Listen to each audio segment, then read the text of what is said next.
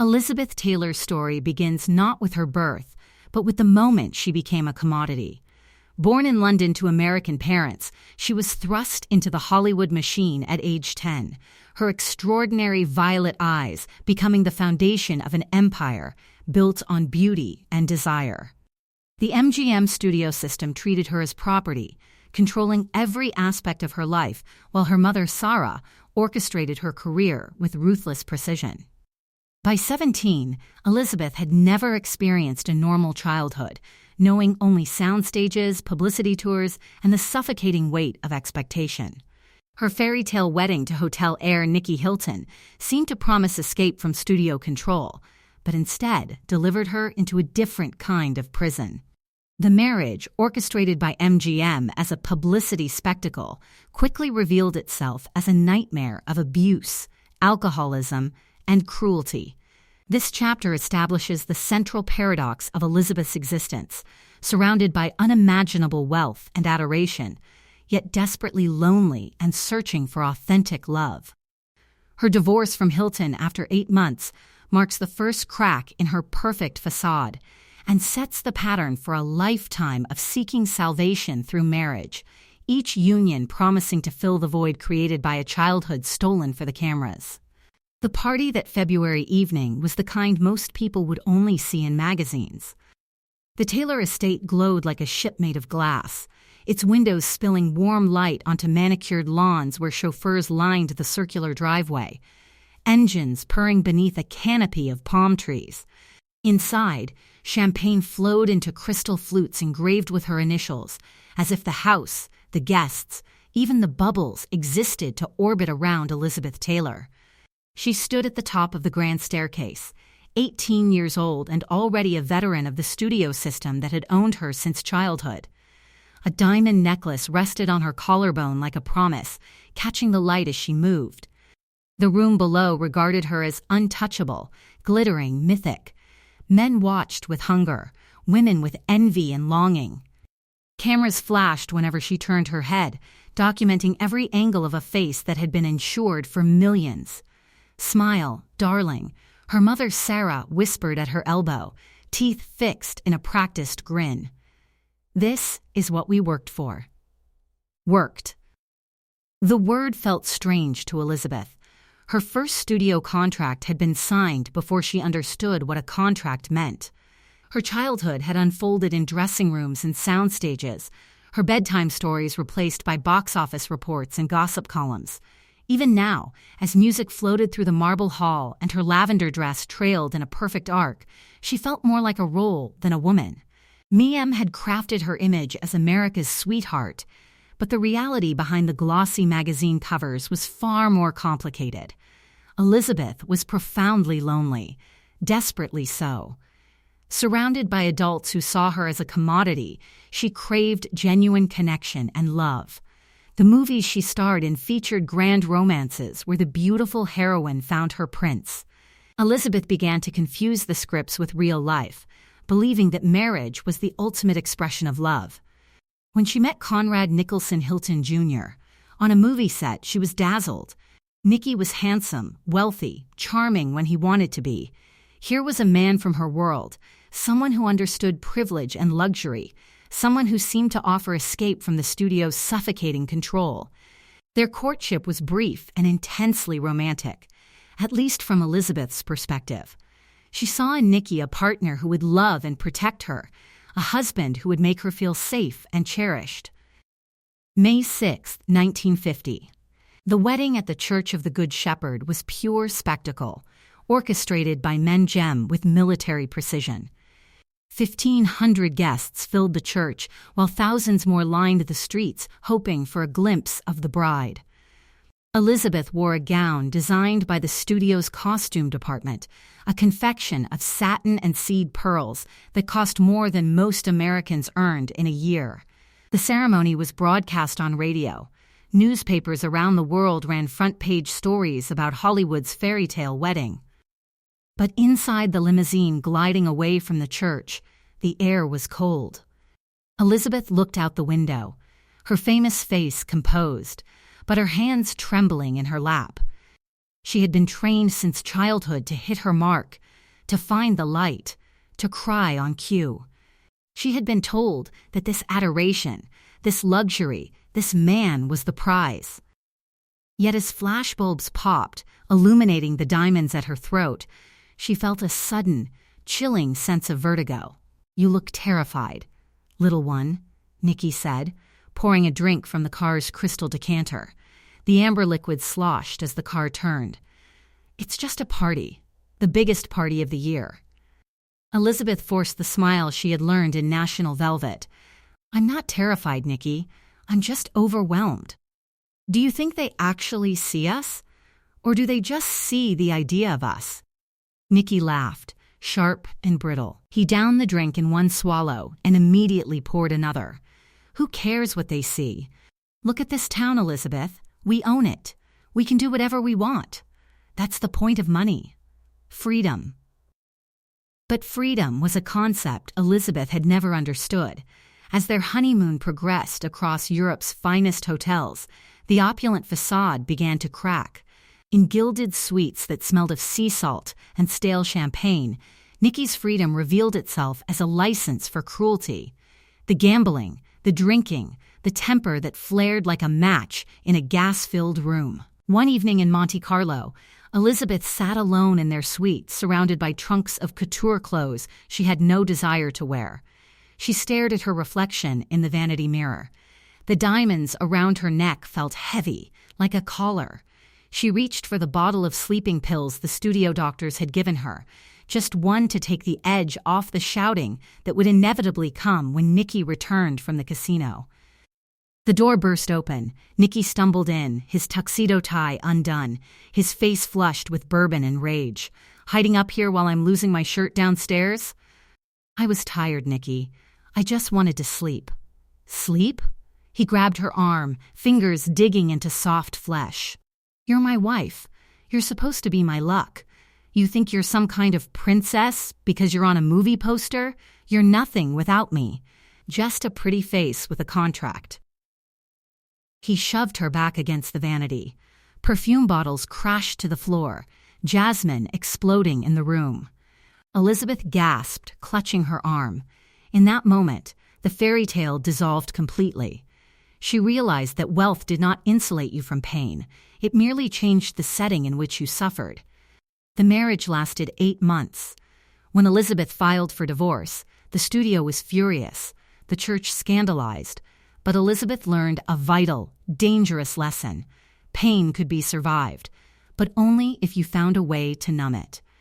As she walked out of the courtroom, head held high, sunglasses shielding her eyes, she was already looking for the next savior, the next man who might offer the protection she craved. She did not yet know that this hunger for love, for security, for escape would become a voracious beast that no amount of diamonds or weddings could ever truly satisfy. Chapter 2.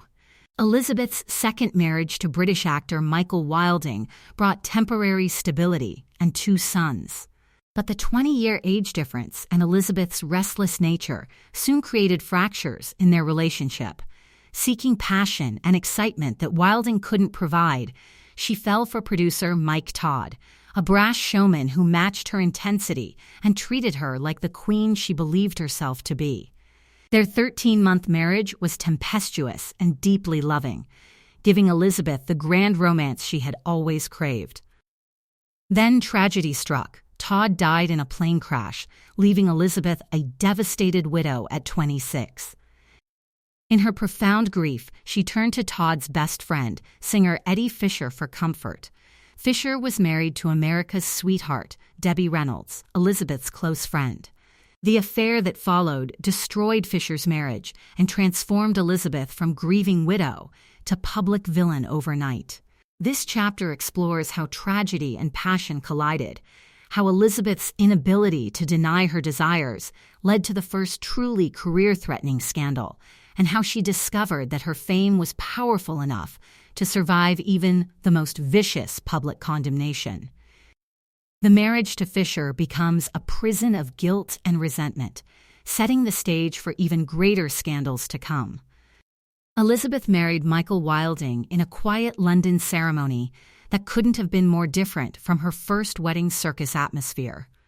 Wilding was gentle, refined, and stable, everything Nikki Hilton hadn't been. He represented safety, maturity, and the sophisticated European lifestyle Elizabeth found intoxicating. For a while, she played house with genuine enthusiasm, giving birth to 2 sons, Michael Jr. and Christopher, hosting dinner parties and attending premieres on Wilding's arm. But Elizabeth was 20 when they married, and stability soon felt like stagnation. Wilding's career was declining while hers ascended. She was becoming a major star, commanding higher salaries and better roles, while he struggled to find work in Hollywood. The power dynamic shifted uncomfortably. Elizabeth grew restless, bored with domestic life and frustrated with a husband who seemed more like a father than a lover. By 1956, the marriage was effectively over. Elizabeth was filming Giant with James Dean and Rock Hudson, throwing herself into work to escape her unhappy home life. Then she met Mike Todd, a brash, larger-than-life Broadway producer who was everything Wilding wasn't: loud, passionate, excessive, and utterly fearless. Todd pursued Elizabeth with single-minded determination. He showered her with attention, expensive gifts, and grand romantic gestures that made her heart race. Todd didn't care that she was still married. He didn't care about scandal or propriety. He wanted Elizabeth, and he made sure she knew it. She divorced Wilding quickly, and on February 2, 1957, in Acapulco, Mexico, she married Todd in a ceremony that was pure spectacle. Todd gave her massive diamonds and treated her like royalty. Their marriage was volatile, filled with screaming fights and passionate reconciliations. But Elizabeth thrived on the drama. Todd understood Elizabeth in ways her previous husbands hadn't. He recognized her need for attention and gave it freely. He wasn't intimidated by her fame or beauty. Instead, he celebrated both. They traveled the world promoting his film Around the World in 80 days, living like royalty wherever they went. Elizabeth became pregnant, giving birth to daughter Liza in August 1957. For 13 months, she experienced the kind of marriage she had always dreamed of: passionate, exciting, all-consuming. March 22, 1958. Near Grants, New Mexico. The twin-engine Lockheed Lodestar carrying Mike Todd crashed into a mountain during a storm, killing everyone aboard. Elizabeth had been scheduled to fly with him but stayed home with a cold. The news reached her in the middle of the night, and her screams woke the entire household. At 26, she was a widow with 3 young children, and grief so profound it threatened to destroy her. The funeral was a media circus, with photographers capturing every tear, every moment of Elizabeth's anguish. She collapsed at the service and had to be carried out. In the weeks that followed, she couldn't eat, couldn't sleep, couldn't function. The studio, worried about their investment, encouraged her to see friends. Eddie Fisher, Todd's best friend and a famous singer, became a constant presence. Fisher was married to Debbie Reynolds, America's wholesome sweetheart and Elizabeth's friend. The two couples had been close, often socializing together. Fisher began visiting Elizabeth daily, ostensibly to comfort her but increasingly drawn to her vulnerability. Elizabeth, drowning in grief and terrified of being alone, clung to Fisher as a lifeline. He was her connection to Todd, the only person who understood her loss. By summer, rumors circulated that Fisher and Elizabeth were having an affair. Fisher denied everything publicly while privately spending more time at Elizabeth's home. Reynolds, pregnant with their second child, tried to ignore the gossip. She trusted her husband and believed in her marriage. But Hollywood knew better. September 10, 1958. The scandal broke when Fisher left Reynolds and moved into a hotel. The press went into a frenzy. Reynolds, with her girl-next-door image and obvious pain, became the sympathetic victim. Elizabeth, the grieving widow who had stolen her friend's husband, became the villain. The headlines were vicious. Liz the homewrecker, how could she? Columnists who had once praised Elizabeth now condemned her. Religious groups called for boycotts of her films. She received death threats and hate mail by the sackful. Elizabeth, for the first time in her life, experienced the full force of public condemnation, but instead of backing down or apologizing, she doubled down. She refused to hide or show shame. When reporters asked about the affair, she met their questions with defiance. She loved Eddie Fisher, she declared, and wouldn't apologize for finding comfort in the arms of a man who understood her grief. The scandal threatened to destroy her career.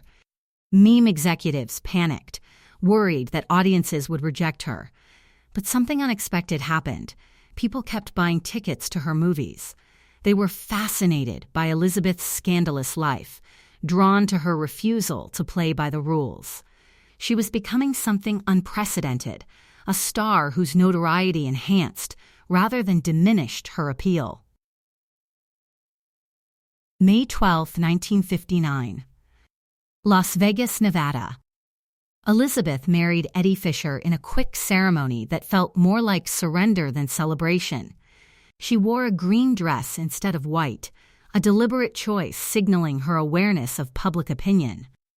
Fisher had given up his career, his marriage, and his reputation for Elizabeth. Now she had to make good on the promise implicit in such sacrifice. But even as she said her vows, Elizabeth knew this marriage was built on grief and guilt rather than genuine love. She had turned to Fisher because he reminded her of Todd, because he was there when she needed someone, because being alone was unbearable. The public condemned her, but Elizabeth had learned an important lesson: she could survive scandal. Her beauty and talent were powerful enough to withstand even the most vicious attacks. By 1961, the marriage to Fisher had become a prison. Fisher had sacrificed everything for her, and Elizabeth resented him for it. He was needy, clingy, constantly seeking reassurance that she still loved him. The passion that had driven them together, born from shared grief and forbidden desire, had evaporated completely. Elizabeth looked at Fisher and saw weakness where she once saw comfort. She had married him because she couldn't bear to be alone, but now his presence suffocated her. Chapter 3. Elizabeth's marriage to Eddie Fisher quickly soured as she realized he was a poor substitute for Mike Todd's passion and strength. When she was cast opposite Richard Burton in Cleopatra, the most expensive film ever made, she found herself drawn to the Welsh actor's raw masculinity, intellectual depth, and dangerous charm. Their affair began on the Roman set and quickly became the most publicized romance in history. Both were married, Burton to Sybil, his loyal wife of 13 years, but their passion was too powerful to contain. Paparazzi captured stolen kisses and intimate moments, while the Vatican condemned their erotic vagrancy. The scandal was so enormous it overshadowed the film itself, transforming Elizabeth from actress to global phenomenon. This chapter explores how Elizabeth's addiction to love and drama reached its apex, how her relationship with Burton became a public spectacle that she both craved and resented, and how the affair marked a turning point where her personal life became more famous than her professional achievements. The marriage to Fisher ended in humiliation, but Elizabeth had found her match in Burton, a man as self-destructive, passionate, and addicted to excess as herself. Their union would define the remainder of her life. Cinecit Studios. Rome. The heat in Rome was oppressive, a physical weight pressing down on the Eternal City. But on the set of Cleopatra, the heat was generated by something else entirely. The production was hemorrhaging money, threatening to bankrupt 20th Century Fox. Yet in the center of this storm, sitting in a trailer that was more palace than dressing room, Elizabeth Taylor applied coal to her eyes.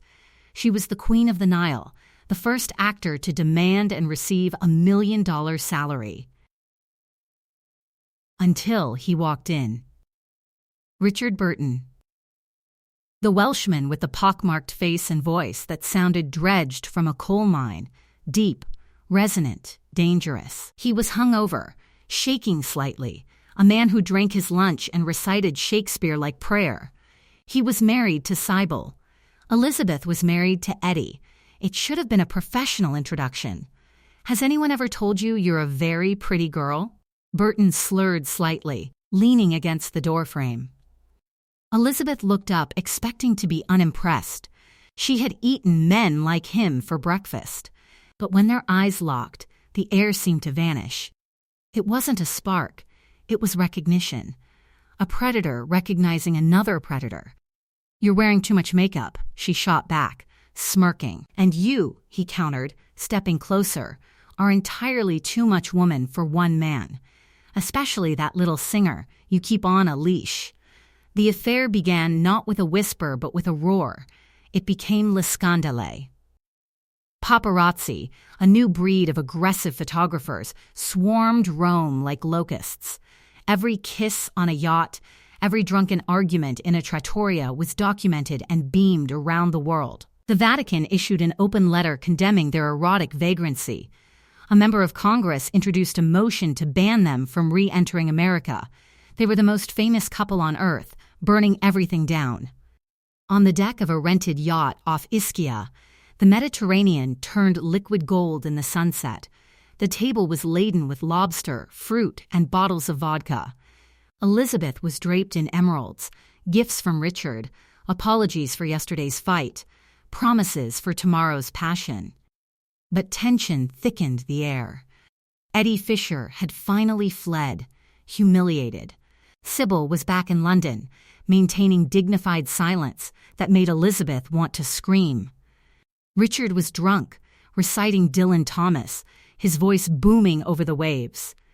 "Do not go gentle into that good night." Elizabeth poured another champagne. Her hand was steady, but her heart raced. The adrenaline of the affair was addictive, more potent than the painkillers she took for her back or the sleeping pills she needed to close her eyes. But darkness lurked beneath. They fed on each other's vices. When he drank, she drank. When he raged, she screamed back. They were gladiators in a ring of their own making. "We're going to hell for this," Elizabeth said, cutting off his recitation. She ran a finger around her glass rim. "The Pope says so." Richard laughed, dark and rumbling. He stumbled over, falling to his knees, burying his face in her lap. "Then let us reign in hell, my love. Heaven is too boring for the likes of us. We are gods, Elizabeth. Petty, drunken, magnificent gods."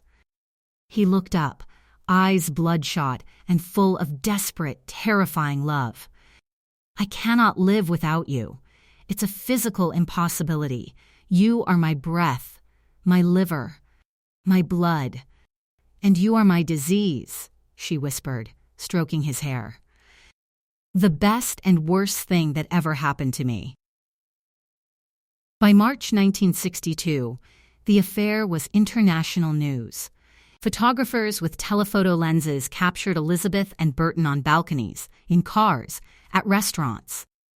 The images were published worldwide, Elizabeth laughing at something Burton said, Burton's hand on Elizabeth's back, the two gazing at each other with obvious desire. The scandal was unprecedented in scope and intensity. This wasn't just another Hollywood affair. It was a collision of two massive stars, both married, conducting their romance in full view of the world. Religious groups in America echoed Vatican condemnation. Elizabeth received death threats so serious that Fox hired additional security. But Elizabeth didn't care. For the first time since Mike Todd's death, she felt truly alive. Burton matched her passion, her intensity, her need for drama. They drank together, fought together, made love with abandon that shocked even jaded Hollywood observers. Their relationship was volatile and all-consuming, exactly what Elizabeth craved. Burton brought out something raw in her, a wildness that years of studio control had suppressed. Sybil Burton, devastated but dignified, returned to London with their children. Fisher, finally accepting defeat, filed for divorce. The production of Cleopatra became secondary to the real-life drama unfolding off camera. Fox executives, horrified by the scandal, also recognized its marketing potential. The film that was bankrupting the studio would be saved by the very affair that threatened to destroy it. Burton was torn between guilt over Sybil and obsession with Elizabeth. He tried ending the affair several times, returning to his wife only to be drawn back to Elizabeth within days. Elizabeth pursued Burton with single-minded determination. She had found her equal and wouldn't let him go. Their fights were legendary, screaming matches heard throughout hotels, fueled by alcohol and passion. They would break up dramatically, only to reconcile hours later. The relationship transformed both of them.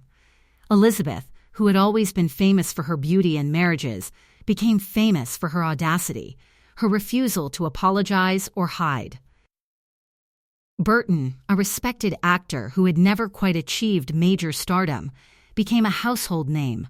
Together, they were bigger than either could have been separately. But there was a cost to such intense public scrutiny. Elizabeth's children were subjected to cruel taunts at school. Fisher, broken and humiliated, spiraled into drug addiction. Sybil's dignified silence made Elizabeth look worse by comparison. The press, which had once been fascinated, now turned vicious. Elizabeth was destroying families, corrupting Burton, living a life of sinful excess. March 15, 1964. Montreal, Canada. Elizabeth married Richard Burton just 9 days after her divorce from Fisher was finalized. The wedding was small, almost secretive, a stark contrast to her previous ceremonies. She wore a yellow dress and flowers in her hair. Burton gave her an emerald brooch. They were finally together, legally, but the drama was far from over. They had found each other, but they had also found a relationship that would define and ultimately destroy them both. This was the marriage that would make all others look like practice runs. Chapter 4. Elizabeth and Richard Burton's marriage became a spectacle of excess that masked profound self-destruction. They lived like royalty on yachts and in mansions, with Burton showering Elizabeth with legendary jewels, including the famous Taylor Burton diamond. But beneath the glamorous surface, both were drowning in alcohol and prescription pills. Their relationship became a toxic cycle of passionate reconciliations and explosive fights, public breakups and dramatic reunions. Elizabeth's beauty began to fade under the weight of addiction, her face puffy from alcohol, her body thickened by poor health and lack of self-care. Their film career suffered as they chose roles based on whether they could work together rather than artistic merit. This chapter explores how Elizabeth's need for love became indistinguishable from her need for drama, how addiction slowly consumed both partners, and how the most famous couple in the world became a cautionary tale of excess and self-destruction. Their divorce in 1974, remarriage in 1975, and final divorce in 1976 marked the end of Elizabeth's belief that romantic love could save her, forcing her to confront the emptiness that had driven her from husband to husband for over 2 decades. The Burton marriage was never going to be quiet. From the beginning, it was performance played out on the world stage, with Elizabeth and Richard as both actors and audience. They lived like royalty from another era, spending money with reckless abandon, traveling with entourages of assistants, secretaries, and security guards. They purchased the yacht Charisma, where they entertained celebrities and conducted business. They owned homes in Switzerland, Mexico, and London. Their lifestyle was so extravagant it became theater. Burton, who had grown up in poverty in Wales, seemed determined to prove he deserved Elizabeth by buying her everything she desired. The gifts started immediately, a Bulgari emerald brooch for their wedding, just the beginning of a collection that would eventually be worth millions. Elizabeth loved jewelry with passion that bordered on obsession. Each piece was tangible proof of love, evidence that she was valued and desired. Burton understood this and indulged her completely. May 1969. Monaco. Burton purchased a 69-carat diamond for Elizabeth, outbidding Aristocrat at auction. The stone was so large it was impractical for a ring, so Cartier set it in a necklace. The Taylor Burton diamond, as it became known, was worth over $1 million and became one of the most famous jewels in the world. Elizabeth wore it to Princess Grace's 40th birthday party, causing a sensation. The diamond was excessive, vulgar even, but Elizabeth didn't care. She loved the weight of it around her neck, loved the way people stared, loved that Richard had given it to her. But jewels couldn't fix what was broken between them. Both Elizabeth and Richard were heavy drinkers, consuming bottles of vodka and wine daily. Elizabeth had been taking prescription pills since her 20s, painkillers for chronic back problems, sleeping pills for insomnia, diet pills to maintain her figure. Burton matched her drink for drink, pill for pill. Their fights, fueled by alcohol, were volcanic.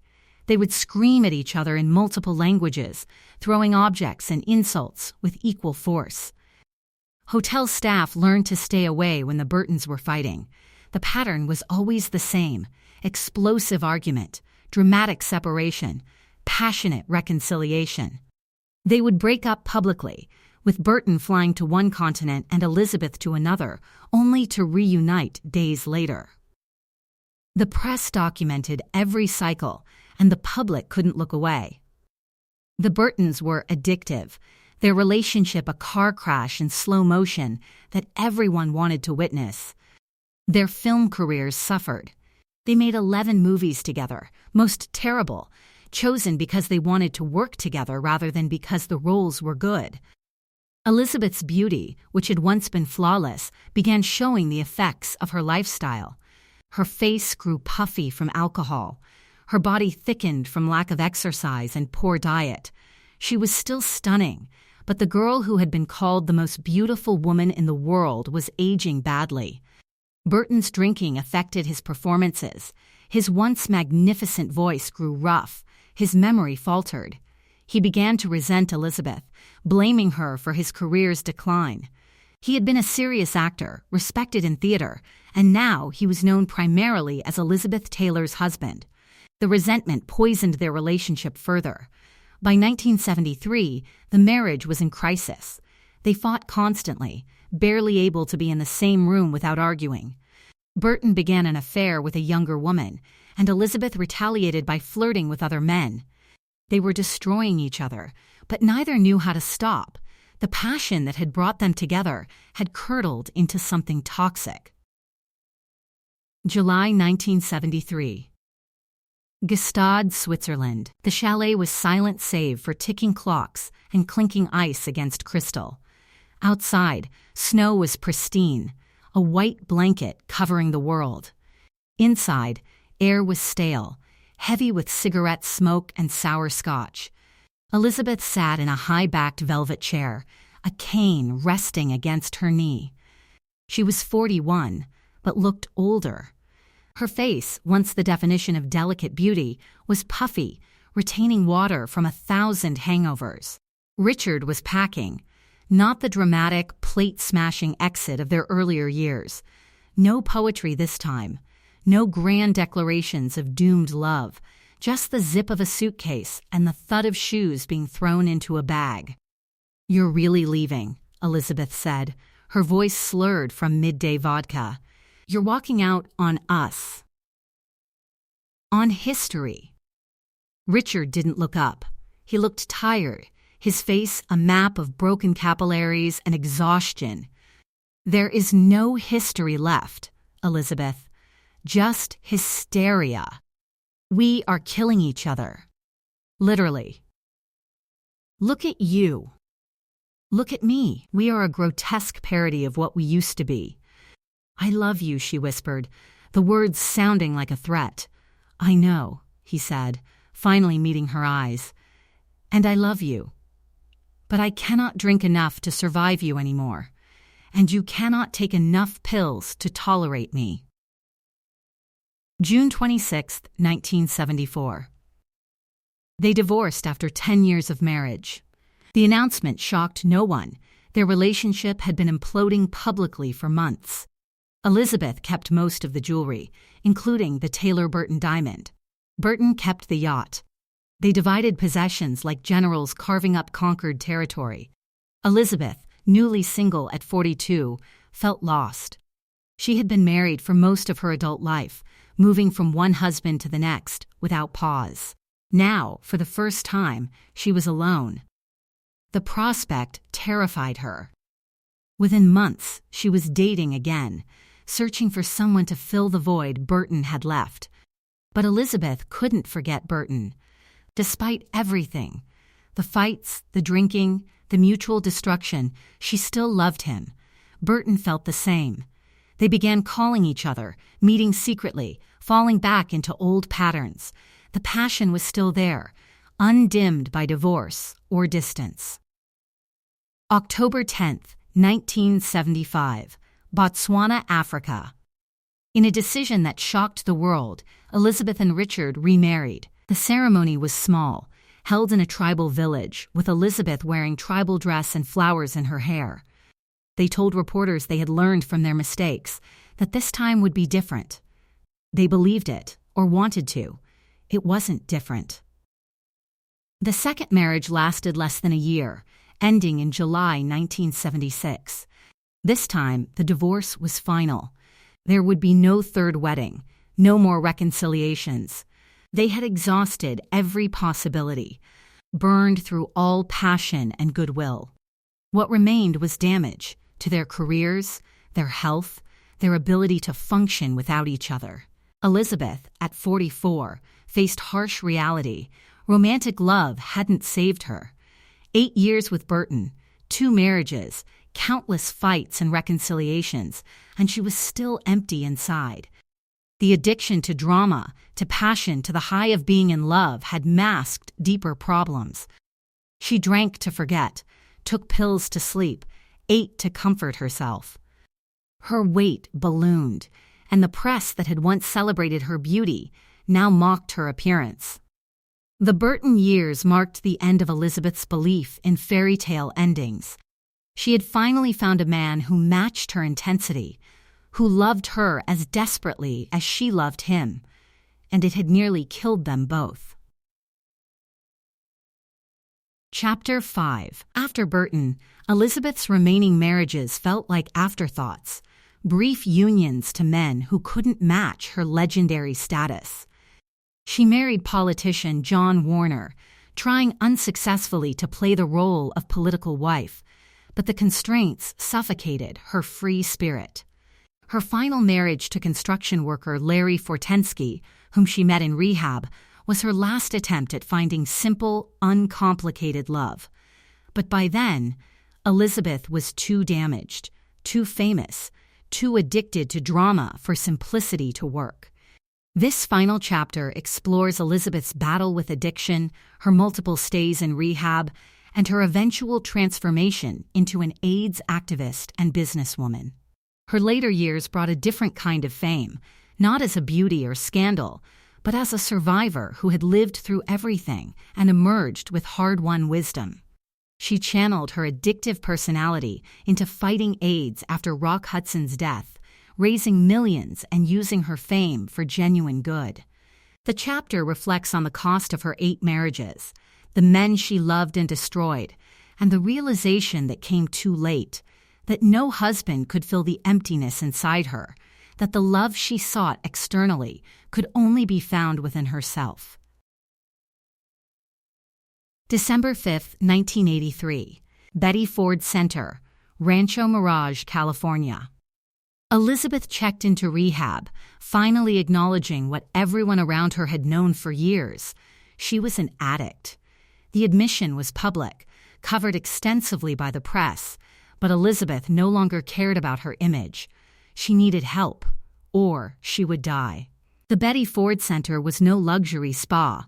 It was serious treatment, requiring patients to do their own laundry, attend group therapy, and confront their demons honestly. Elizabeth, stripped of her fame and jewelry, was just another addict trying to get sober. She attended meetings, shared her story, listened to others. For the first time in decades, she wasn't Elizabeth Taylor, movie star and scandal magnate. She was Liz, an alcoholic and pill addict who had nearly destroyed herself. The experience was humbling and transformative. She emerged after 6 weeks sober, clear-eyed, and determined to change her life. But old patterns die hard. At Betty Ford, she had met Larry Fortensky, a construction worker 20 years her junior, who was also in treatment. They bonded over their shared struggle with addiction, and after both completed the program, they began dating. Elizabeth, ever the romantic, convinced herself that Fortensky was different from her previous husbands. He wasn't famous or wealthy or sophisticated. He was simple, honest, working class.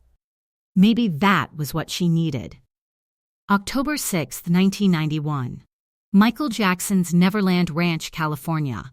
Elizabeth married Fortensky in a ceremony that was pure spectacle despite her claims of wanting simplicity. Jackson, Elizabeth's close friend, hosted the wedding at his ranch. Helicopters were banned from the airspace to prevent paparazzi photos, though the press still managed to get images. Elizabeth wore a yellow dress designed by Valentino and a diamond tiara. She was 59 years old, marrying for the 8th time.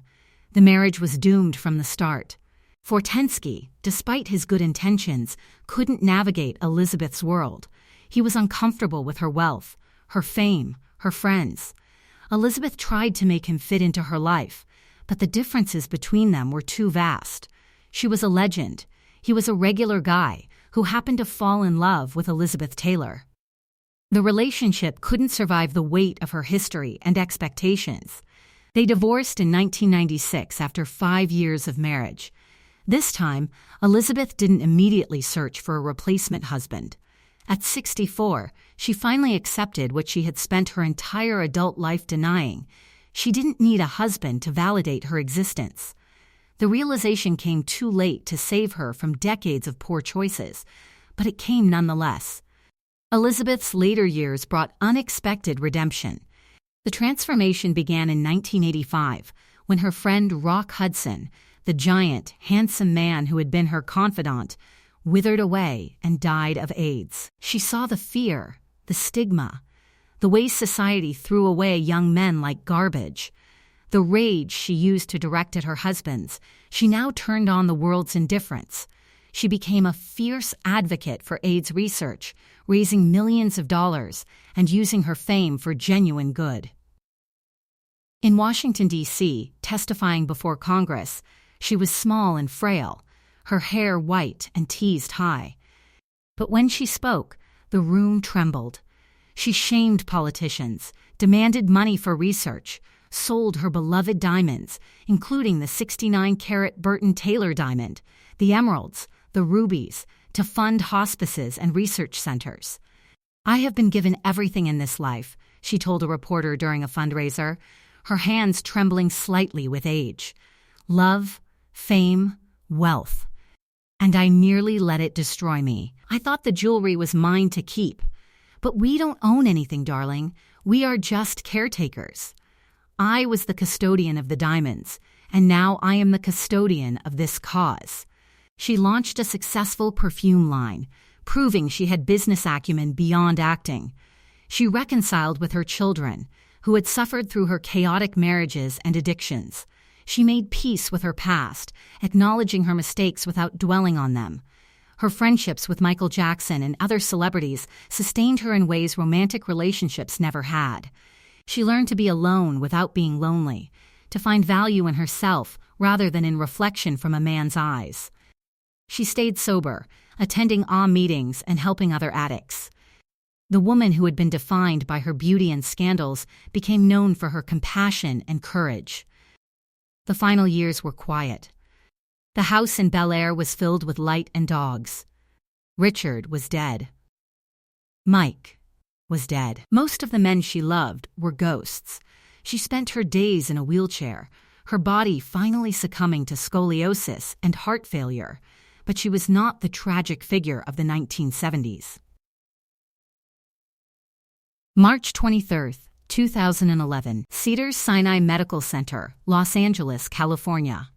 Elizabeth Taylor died at 79 from congestive heart failure.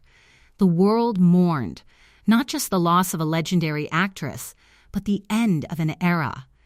Elizabeth had been the last great Hollywood star, living her life with grandeur and recklessness that seemed impossible in the modern age of carefully managed celebrity images. Looking back at her 8 marriages, the stolen husbands, the scandals and addictions, a pattern emerges. Elizabeth spent her entire life searching for love in the wrong places, believing that the next husband would finally make her happy. She confused passion with love, drama with intimacy. She married men who couldn't save her because she needed to save herself. Each husband represented something she thought she needed: stability, passion, respectability, simplicity, but none could fill the void created by a childhood stolen for the cameras, by parents who saw her as a commodity, by a studio system that controlled every aspect of her life. She sought validation through marriage because she had never learned to validate herself. The jewels, the yachts, the mansions, all the trappings of wealth and fame couldn't protect her from loneliness or addiction. Her extraordinary beauty, which had seemed like a blessing, became a curse that attracted men who wanted to possess her rather than know her. In the end, Elizabeth's legacy is complicated. She was a talented actress who let her personal life overshadow her professional achievements. She was a woman who lived by her own rules, refusing to apologize or hide, but paid a heavy price for that freedom. She was an addict who found recovery and used her experience to help others.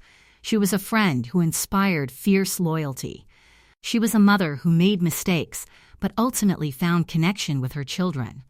Perhaps that's why we remain fascinated by her story, decades after her death. Elizabeth Taylor represents something we've lost: a willingness to risk everything for passion, to live without fear of judgment, to be gloriously, messily human.